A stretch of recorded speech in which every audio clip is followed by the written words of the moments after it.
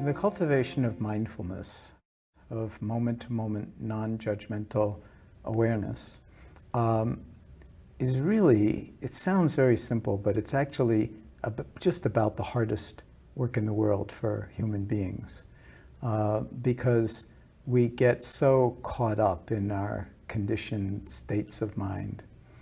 And when we begin to cultivate awareness, it's really important to bring a certain attitudinal approach to it, so that we're not trying to force anything to happen or sit in a kind of rigid posture or attain some special state that will, that we sort of think, that's what it is, I'll be enlightened, or I'll just be permanently wise, or I'll be this, or I'll be that.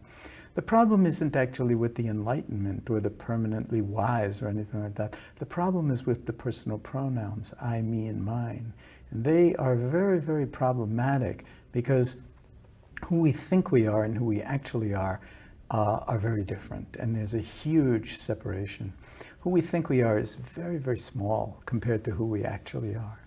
And so when we are cultivating mindfulness in MBSR or with people, we encourage a certain kind of attitude that's brought to the formal and informal practices that you can keep in mind through your daily life as well.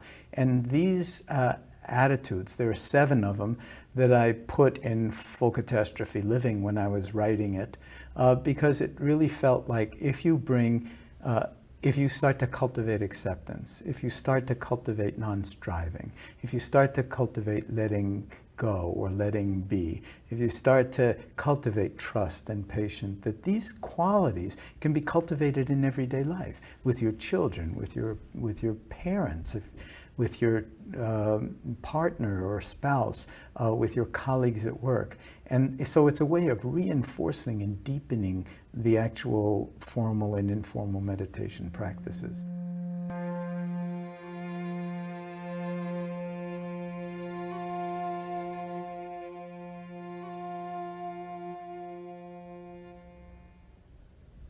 Beginner's mind is a lovely orientation to bring to the present moment. This moment is always fresh, always new. We've never been in this one before. And yet we bring so many ideas and attitudes and desires to every moment that we can't actually allow ourselves much of the time to see things as if for the first time. Imagine bringing awareness to your children with beginner's mind, so that you actually see them not through your lenses of ideas and opinions about your children, but fresh, the miracle of them, the amazing nature of them. So this is something that we could bring to any moment. It has the virtue of, sometimes we're so expert that our minds are just full of, our expertise, but it leaves us without any realm for novelty or new possibilities. In the mind of the expert, they say there are very few possibilities, but in the beginner's mind, there are infinite possibilities, because we come to it fresh. So it's a kind of a discipline to try to bring beginner's mind to every aspect of your life, and not be so stuck in our ideas and opinions about how much we like this or don't like that, or what the outcome of a particular situation might be. And when we come to things with this freshness, it actually, again, has tremendous transformative qualities associated with it.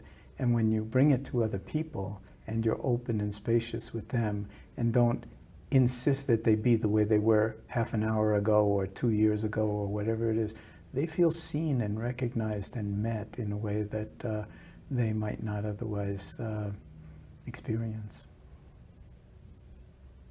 That benefits them, and it also benefits us.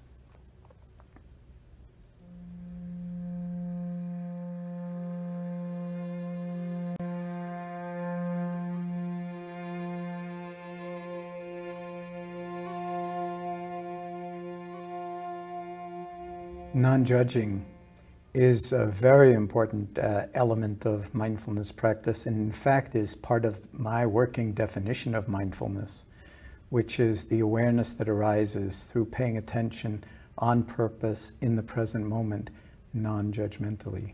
And the non-judgmentally is the real challenge, because when you start to pay attention to what's on your mind, you very rapidly discover that we have ideas and opinions about everything. Just about everything.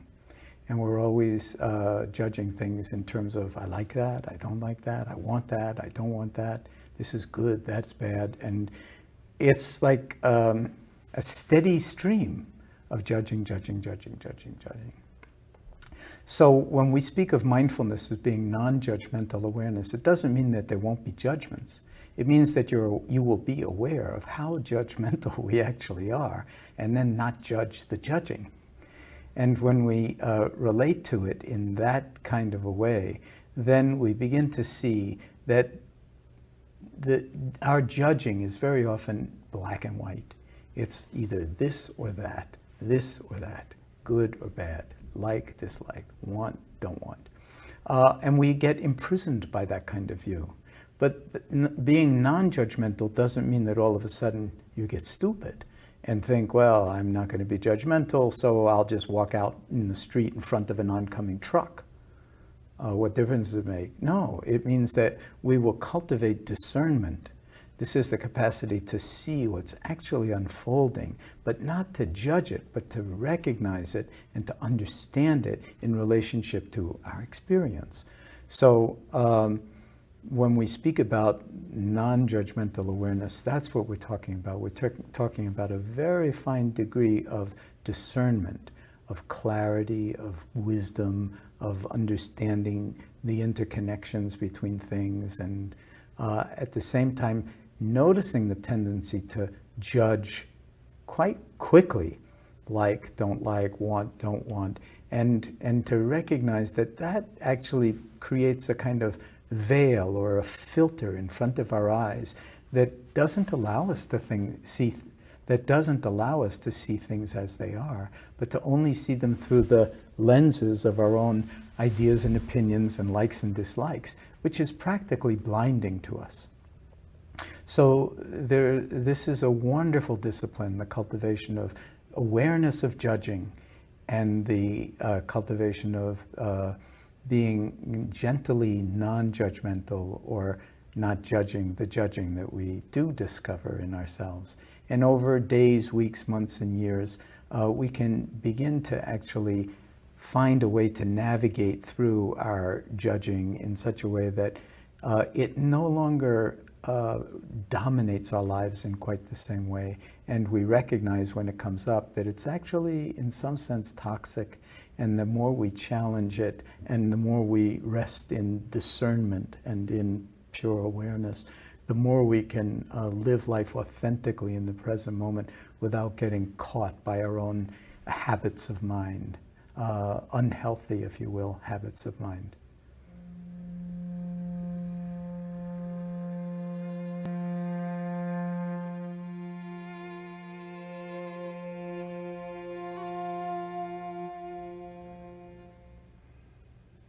Acceptance is a very active process.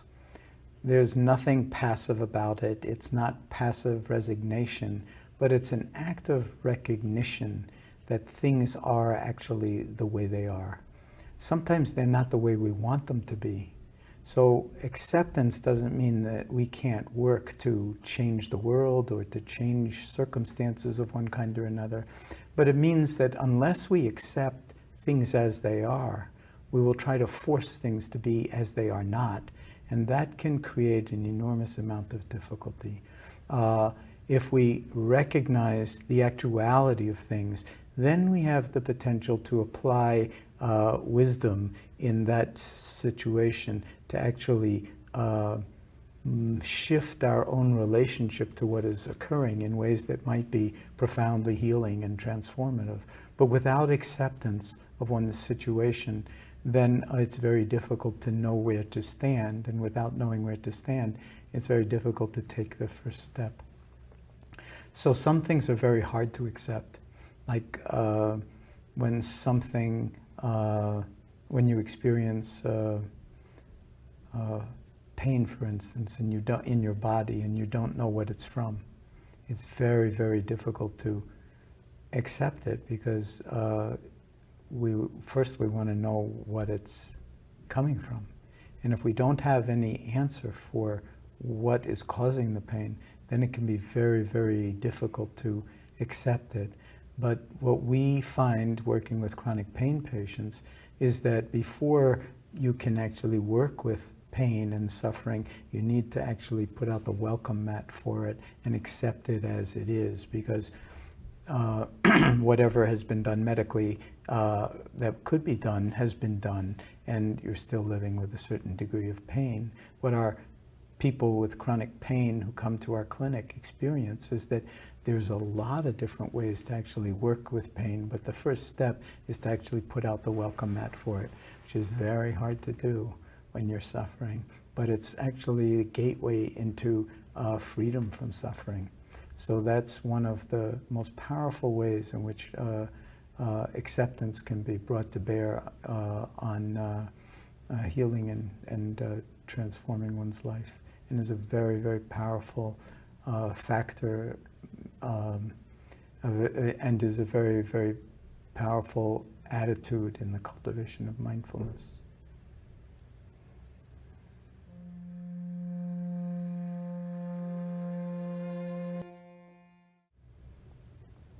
Letting go, we could think of as the opposite of clinging or grasping.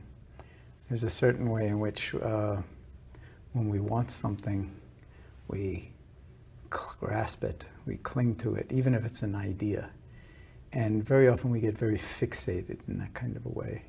Letting go is reminding us that it's possible to actually not get involved in grasping and clinging to what we want and trying to push away what it is that we don't want. Because it's inevitable that things will arise that are unpleasant, and we'll want to push those away, and that other things will arise and they'll be pleasant. We'll want to hold on to them. So letting go really means letting be. It means allowing things to be as they are, and not be too caught up in having to have them be a certain way when the evidence is they already are not that way. So therefore not forcing. It of course goes with not striving as well, allowing things to be as they are. In India, they sometimes use a particular way of trapping monkeys, where they take a coconut and they cut a small hole in one end, and then they tie the coconut with a wire to the base of a tree. And they put a banana inside the coconut, and then the monkeys come down from the trees and they put the hand in the coconut. But the hole is crafted so that if you grasp the banana, you can't get your hand out of the hole. The fist is too big. So you have to let go of the banana to actually release your hand. So the monkeys don't want to let go, and that's how they're trapped. So letting go, or letting things be as they are, means allowing the recognition that when you are caught by your own desire, by your own attachment to things being a certain way, that's painful, but that the letting go is actually the doorway to freedom. And it's something that you don't do once. It's something that you practice over and over and over again, moment by moment by moment. Every time, excuse me, every time you catch yourself clinging to something, you remind yourself it's possible to just let it be and to just let it go. The breath can remind us of that too, because every time we take a deep, because the breath can remind us of that, because every time we take a breath in, we have to let it go. Because otherwise there's no room for the next breath. So it's a natural part of life to receive and then release. Receive and let go.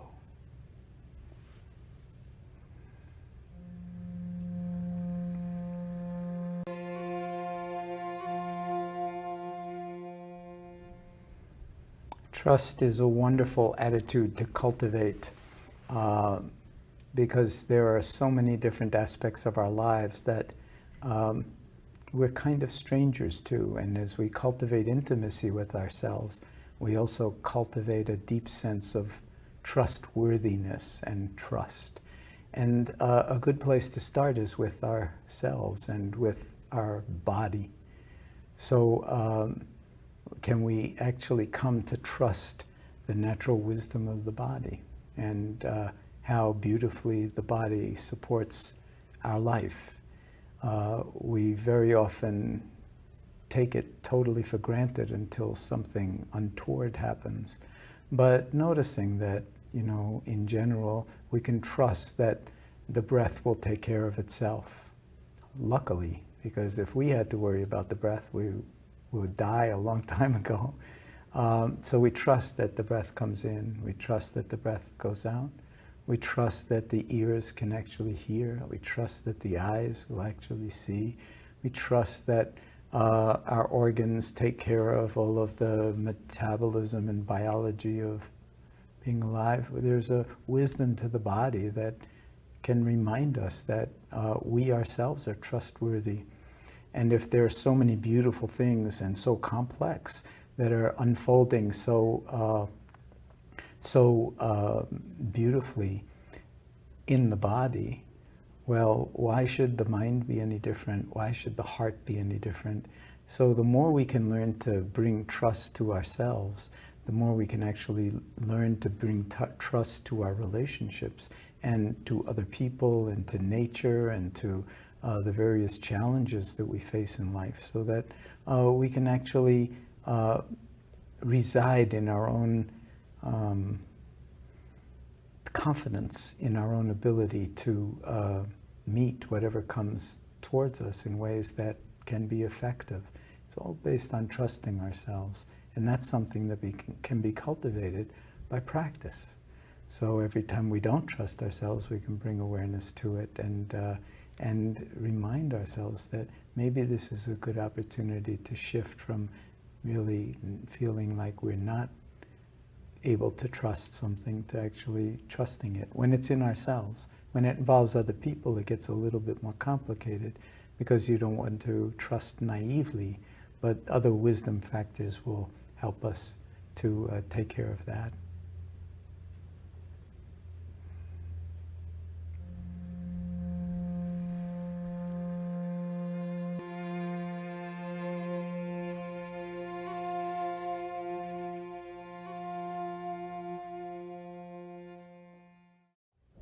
I don't know if you've noticed this, but a lot of times I find that I'm impatient to get to the next important thing happening, and so missing the present moment because of my impatience. So to actually intentionally cultivate patience and a kind of recognition that things unfold in their own way, and that in some profound way, things cannot be hurried. So when we're always rushing to get someplace else, the byproduct of that is that we're never where we actually are, which is a tremendous sadness and a tremendous loss. Sometimes we're impatient with other people, sometimes we're impatient at work, sometimes we're impatient to get things done. But this wisdom of patience is something that is also profoundly healing and restorative, and is akin to recognizing, as some children don't, when they, for instance, try to make the butterfly come out before its time from the chrysalis, that certain things can't be hurried, but things do unfold in their own time. So if we actually learn to be patient with ourselves, then we're inhabiting the present moment in ways that have great comfort and great profundity of both acceptance and wisdom associated with them.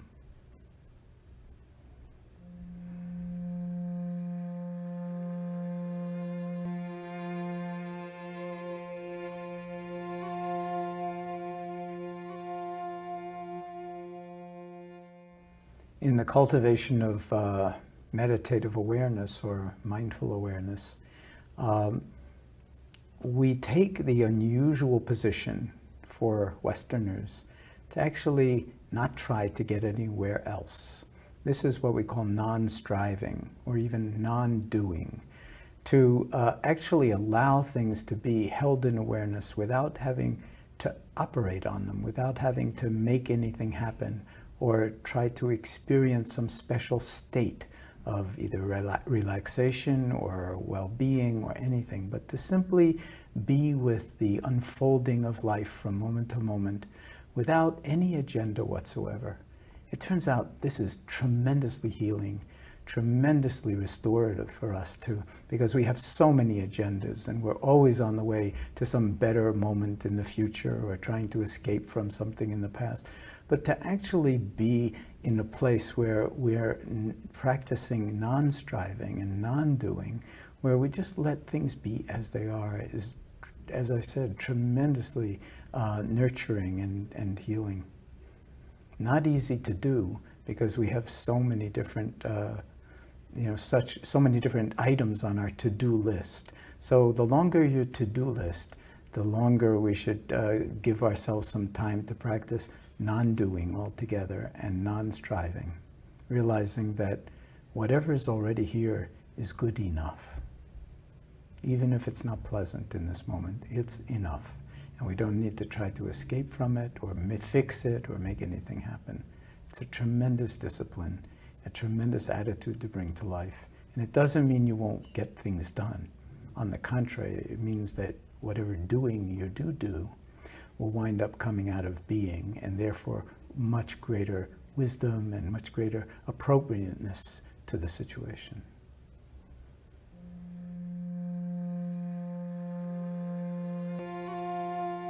Now, people often ask me, well, why did you stop at 7? And I say, I don't know. I mean, I just stopped at 7, but I left out a few that I really probably am going to put in the next edition. And one of them would be gratitude. To bring gratitude to the present moment because, well, say, for one thing, just we're alive. We take that so much for granted. A little gratitude, wow. The body's working, I'm breathing in, I'm breathing out, my eyes work, my feet work, if, the liver is working, the kidneys are working. I mean, we take so much for granted. So in that sense, the 7 attitudes are a way to remind us of that, and gratitude really should be in that list. Another one would be generosity. A sense of how powerful it is when you give yourself over to life and that you give other people what would make them happy. Not for yourself, not so that you can pat yourself on the back and say, I am a generous person, but because it gives joy to others. It enhances interconnectedness.